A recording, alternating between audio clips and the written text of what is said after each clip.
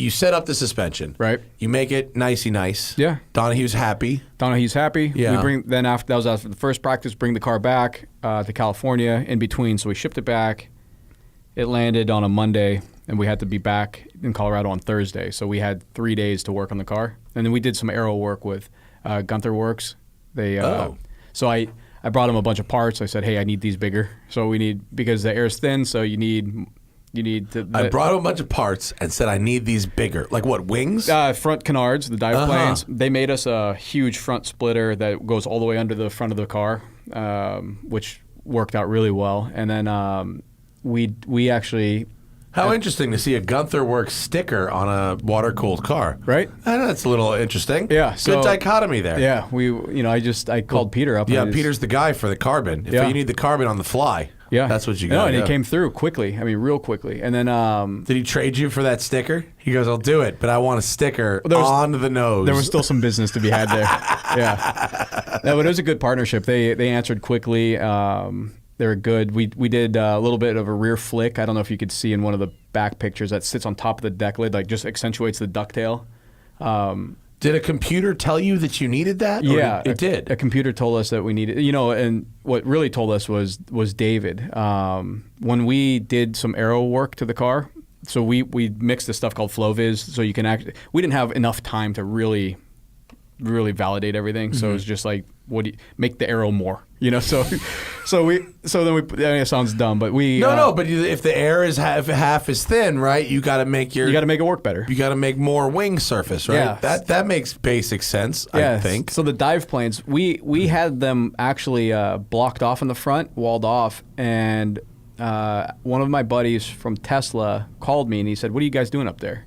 And I said, "Well, he goes, "What I mean, like, why do you have that blocked off?" I said, "Well, I don't know if we were going to have front aero, balance, rear. I just needed some extra if I had to open things up or what we can do." So we put FlowViz all over the car, which is a dye in, like mineral oil. There's like 6 things you can get from Amazon. You mix it up real quick and you just drop it all over the car. If you look at some like Formula One testing, half of the car looks like a glow stick. Like you drove through a paint splatter? Yeah. Oh. Yeah. So we were starting to watch. So it's the same as like the string technique from back in the day, but it just stays. Yeah, except it stays. Yeah, and so... how do you spell FlowViz? I want to see what that looks like on a car. That's fucking genius. Well, it wasn't my idea, but yeah, I used it. So that diffuser, that diffuser you see there, we actually had to kind of lower it a little bit more, but the air was staying laminar to it. It was what you were looking for. You wanted to see everything move in the right direction. So it was pretty cool to mess with that. It was a very low-tech way to do it. And what we did is,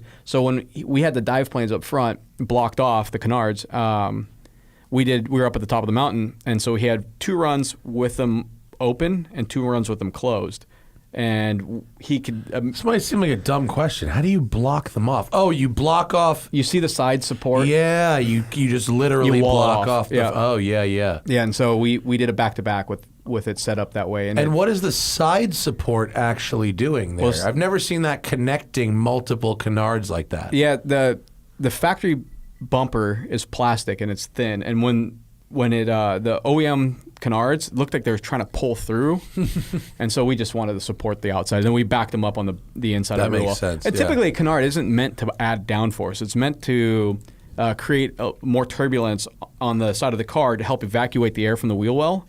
Oh, really? And that's the idea there. So so is it more like to create negative pressure in the wheel well, or to cool brakes? No, well. All of it. Both. All of it. Yeah. So it creates negative pressure by creating vortices down the side of the car, and what that ends up doing is help it evacuate the wheel well, because you don't want high pressure in there. So you get brake cooling and you get lower pressure in your under the front of the car. That makes a lot of sense. And no bullshit. When we taped them back on, he's like, I picked up a push after third gear on a couple of the right-handers, and he goes, I had to wait to go to throttle all the way, and we took the tape because we windowed them out and then taped it closed.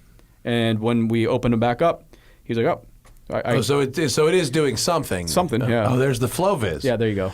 Oh, wow. So it looks like you're doing CFD, but on an actual car. Yeah, and that shit is hard to clean off. Yeah, it looks like someone. I bet it looks like someone threw a paint can at a Red Bull F1 car. Yeah, but It doesn't gum up. I mean, on that, like, isn't it going into the intakes or anything? No, it's a pretty. It's not thick. It's a pretty thin, very low viscous kind of fluid that you mix up with linseed oil. If it's too thick, you do some tests with the droplet. And cool. It's super basic, but but that's awesome. But they validate on track because a wind tunnel doesn't give you real true dynamic testing. It's just so it's pretty neat.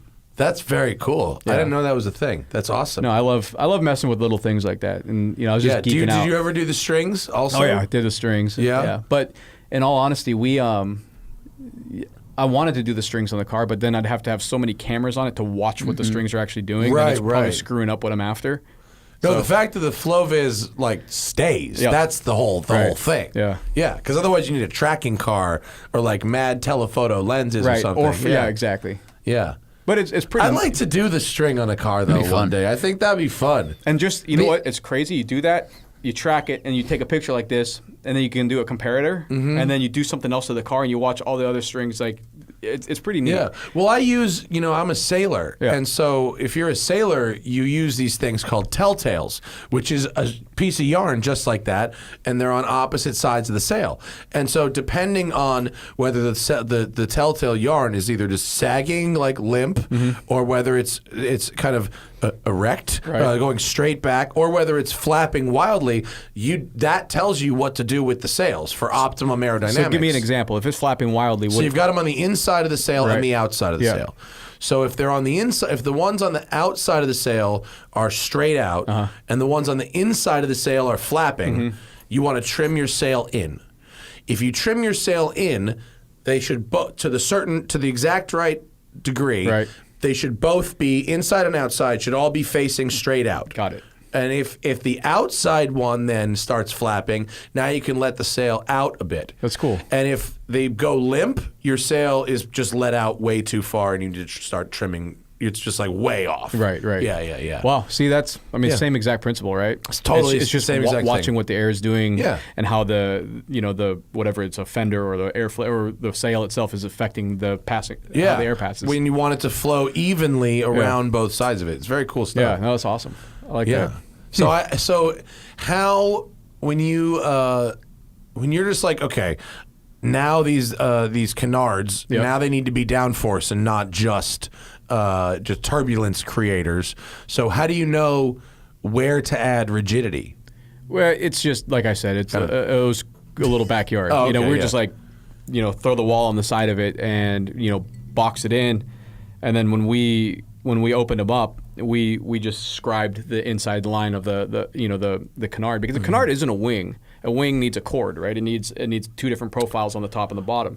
A canard's more like a spoiler. Yeah. And it's designed to take the air up and spill over the edge of it, and that's the natural roll of the air will create a vortice on the side of the car. Is that the difference between a wing and a spoiler? Yeah.